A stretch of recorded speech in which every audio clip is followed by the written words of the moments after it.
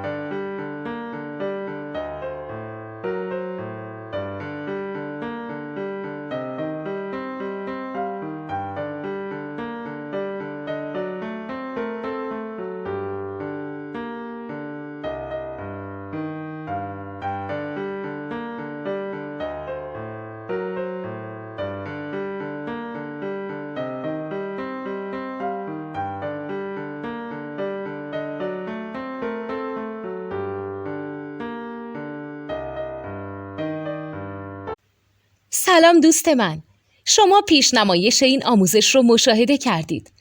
برای دیدن آموزش به صورت کامل میتونید به وبسایت نوت2 که مرجع آموزش موسیقی هست مراجعه کنید.